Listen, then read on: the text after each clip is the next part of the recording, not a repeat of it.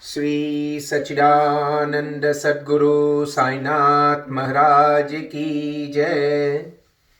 Chapter 41, Story of the Picture Stealing the Rags and Reading of Daneshwari. As stated in the last chapter, we continue here the story of the picture. 9 years after the incident described in the last chapter, Ali Muhammad met Hemant Bhatt again and related to him the following story. One day, while wandering in the streets of Mumbai, he bought the picture from a street hawker. Then he got it framed and set it on a wall in his house at Bandra, suburb of Mumbai. As he loved Baba daily, he took darshan of it. 3 months before he gave the picture to Hemant Bhatt, he was suffering from an abscess or swelling on his leg, for which an operation was performed, and he was convalescing in the house of his brother-in-law, Mr. Nur Muhammad Peerboy in Mumbai. For 3 months the house in Bandra was closed and nobody was living there. Only the pictures of Sai Baba and Abdul Rahman, Maulana Sabad, Mahabir Hussain, Sai Baba, Baba Tajuddin and a few other saints living were there.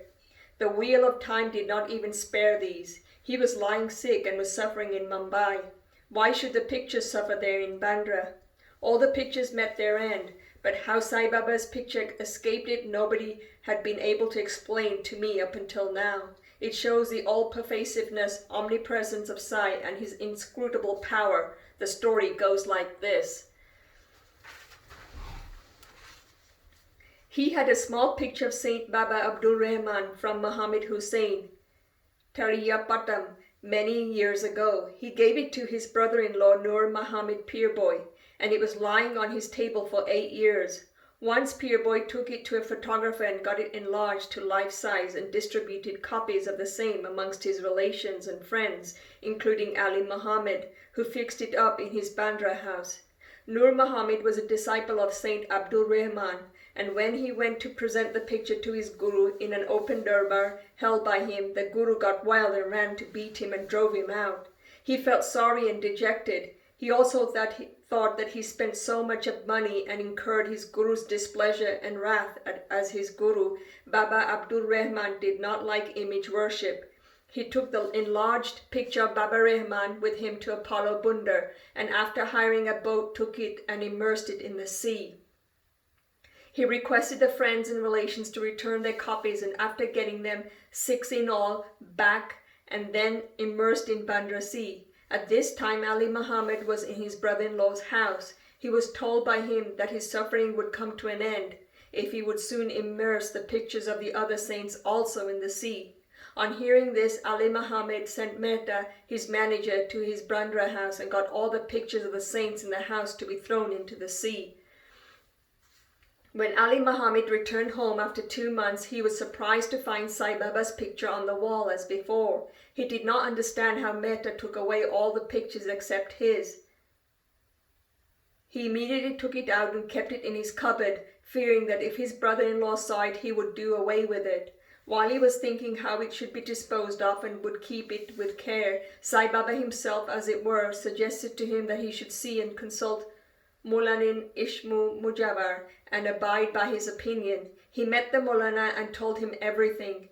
After much consultation, they both decided that the picture should be presented to Anasab, Hemant Bhatt, and that he would protect it well. Then they both went to Hemant Bhatt and presented him the picture in the nick of time. This story shows how Baba knew all past, present, and future, and how skillfully he pulled the wires and fulfilled desires of his devotees. The following story shows that Baba liked very much those who took real interest in spiritual matters, and that he removed all their difficulties and made them happy. Stealing the rags and reading Daneshwari. Mr. B.V. Dev, who was Mamlatdar of Danu, Thana district, wished for a long time to read Daneshwari, the well-known Marathi commentary on the Bhagavad Gita by Daneshwar, along with other scriptures. He could read daily 1 chapter of the Bhagavad Gita, but when he took Daneshwar in his hand, some difficulties cropped up and he was precluded from reading it. He took 3 months' leave, went to Shirdi, and then to his home at Paud for rest. He could not read other books there, but when he opened Daneshwari, some evil or stray thoughts came crowding up in his mind and stopped him in the effort. Try as much as he could, he was not able to read even a few lines. of the book with ease. So he resolved in his mind that when Baba would create love for the book and would order him to read it, he would begin, and not till then. Then in the month of February 1914, he went with his family to Shirdi. There, Jog asked him whether he reads Dhaneshwari daily. Dev replied that he was desirous of reading it, but he was not successful, and that only when Baba would order him to read it, he would commence. Jog then advised him to take a copy of the consecrated and returned by him. Dev replied that he did not want to resort to this advice, as Baba knows his heart. Would he not know his desire and satisfy it by giving him a clear order to read? Dev then saw Baba and offered 1 rupee as dakshina. Baba asked for 20 rupees, which he gave. At night he met one Balakram and inquired from him as to how he secured Baba's devotion and grace. Balakram told him that he would communicate everything next day after Aarti. When Dev went for darshan the next day, Baba asked for 20 rupees, which he gave willingly. As the masjid was crowded, Dev went aside and sat in a corner. Baba asked him to come close and sit with a calm mind, which Dev did. Then after the noon Aarti was over and the men dispersed, Dev saw Balakram again and asked him his previous experiences, what Baba told him and how he was taught meditation. While Balakram was going to reply, Baba sent one Chandru, a Lipa devotee, to call Dev to him. When Dev went to Baba, the latter asked him with whom and what he was talking. He said that he was with Balakram and heard from him his fame. Then Baba asked him again 25 rupees as dakshina, which Dev gladly gave. Then Baba took him inside and sitting near the post charged him, saying, "You stole away my rags without my knowledge." Dev denied any knowledge of the rags, but Baba asked him to make a search. He searched but found none. Then Baba got angry and said, "There is nobody here. You're the only thief, grey-haired and old. You came here for stealing." After this, Baba lost his temper, got terribly wild, gave all sorts of abuses and scoldings. Dev remained silent and apprehended that he might get a beating also. After about an hour or so, Baba asked him to go to the Wada. He returned to the Wada and told Jog and Balakram all that had happened. Then in the afternoon, Baba sent for all of them and said that his words might have pained the old man, Dev, but as he committed the theft, he took him to ask.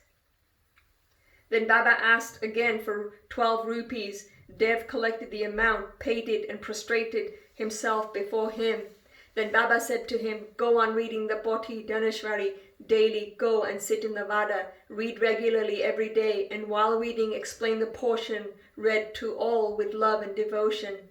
I am sitting here ready to give you the whole gold embroidered shela, valuable shawl. Then why go to others to steal rags, and why should you get into the habit of stealing?" Dev was much pleased to hear the words of Baba, for he directly asked him to start reading Pothi Dhaneshwari. He thought that he got what he wanted and that he could read the book with ease.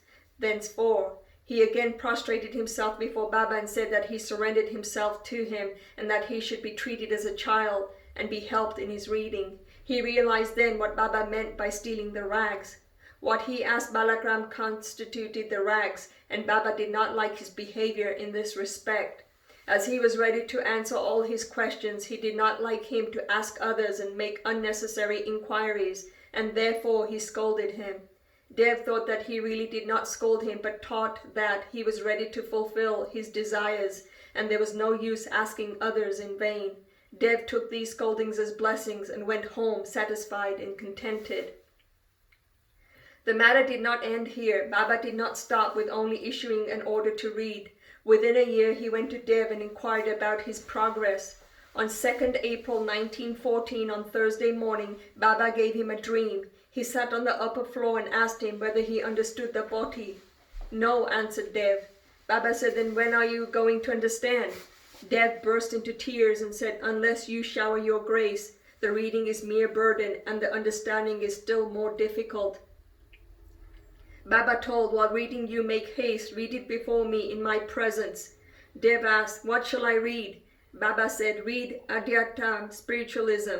Dev went in to bring the book. When he opened his eyes, he was fully awakened.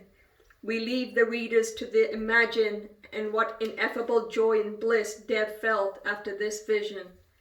Bow to Shri Sai, peace to be all. Shri Satchidananda Sadguru Sai Nath Maharaj Ki Jai.